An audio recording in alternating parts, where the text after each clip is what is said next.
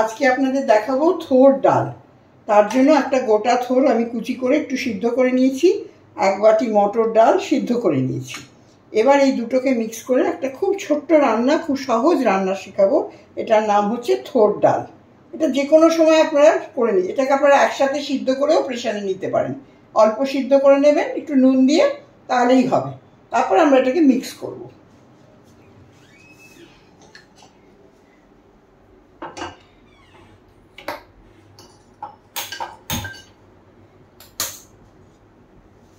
এবার দিলাম কড়াইয়ে একটু তেল।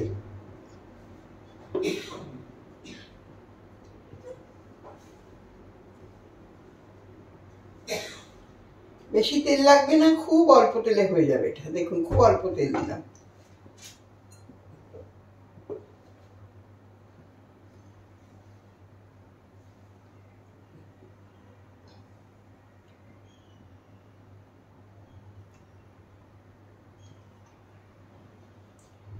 তেলটা যতক্ষণ গরম হবে, এর সাথে একটা জিনিস বলে দিই, এর মধ্যে লাগবে শুকনো লঙ্কা, হলুদ একটু, আর 5 ফোড়ন, আর নুন আর চিনি, আর কিচ্ছু লাগবে না।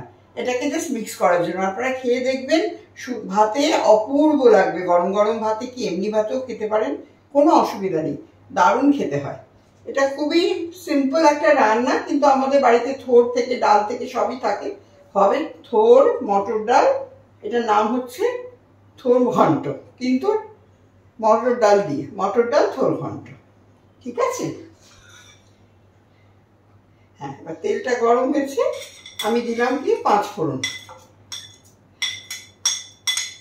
5 ফোড়ন আর শুকনো লঙ্কা।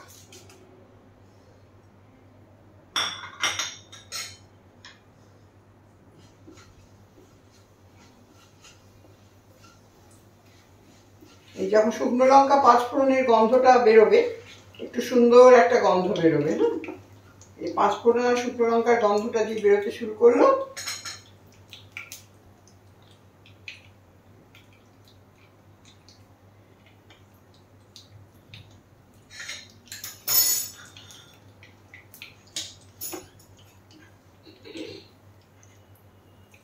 তাতে দিলাম আমি হলুদ।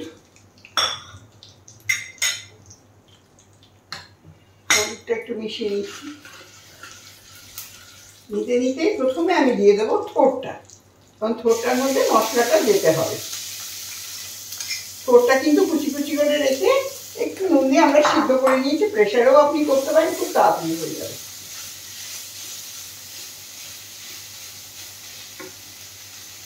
এবার দেব সেদ্ধ করা মটর ডাল।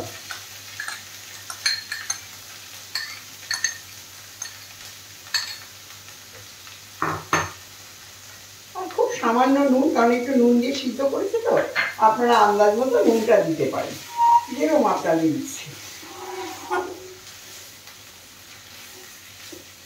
এটাকে খুব ভালো করে মিক্স করতে হবে।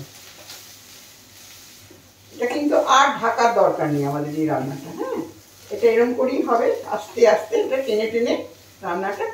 মটর ডাল আর থোরটা যখন পুরো মিশে যাবে, লালচে একটা ভাব আসবে রান্নাটার মধ্যে, তখন আমরা এটাকে নামিয়ে নেব।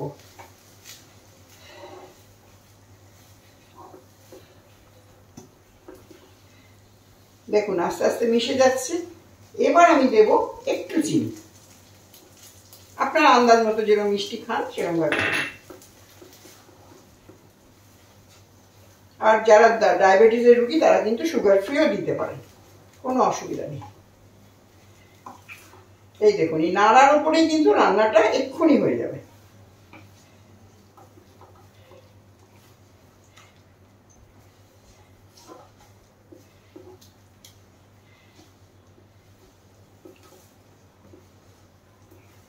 এবার আস্তে আস্তে এটাকে টানছি। হ্যাঁ, এবার যে টেনে যাবে, আরেকবার নেড়ে দেবো, ব্যাস হয়ে গেল। ভাতে একেবারে চেটে পুটে খেতে পারবেন আপনারা।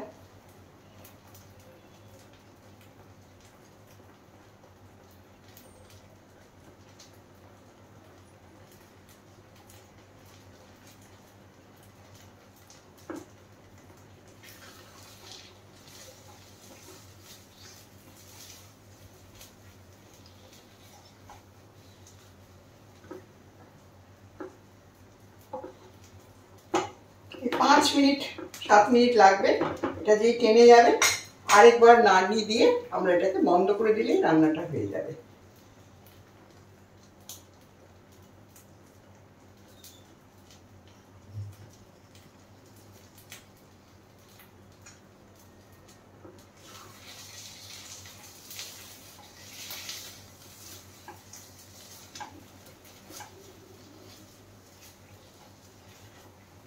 অনেকটা যেরকম আমরা ডাল শুকনো করে খাই তার মতো দেখতে হয় জিনিসটা, কিন্তু অপূর্ব স্বাদ হয় খেতে। থোড়, মটর ডাল, শুকনো লঙ্কা ফোড়ন, 5 ফোড়ন আর ওই দুটোকে সিদ্ধ করে একসাথে আমরা নিই। আপনি একসাথে মিক্সিতে ওটাকে করে নিতে পারেন বা প্রেশারেও একসাথে সিদ্ধ করে নিতে পারেন আপনারা। হয়ে যাচ্ছে থোড় ডাল। হয়ে গেছে আমার রান্না প্রায়, আর 2-3 মিনিটেই রান্নাটা কমপ্লিট হয়ে যাবে। আপনারা করে দেখুন, কাল পরশু একটা থোড় নিয়ে আসবেন বাজার থেকে, দারুণ আনন্দ করে খাবেন।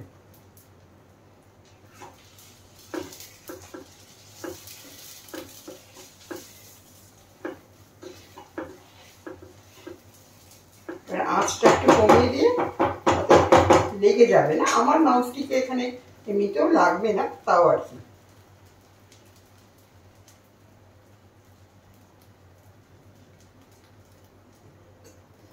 আচ্ছা, নিরামিষ দিনে শনিবার অনেকেই নিরামিষ খান, এটা করে খেতে পারেন, খুব ভালো লাগবে। আবার এটা রসুন শুকনো লঙ্কা ফোড়ন দিয়েও করা যায়, সেটাও অন্যরকম স্বাদ হয়, একটা ভালো হয় খেতে। আমি যেহেতু নিরামিষ রান্না করছি তাই আমি রসুনটা দিলাম না।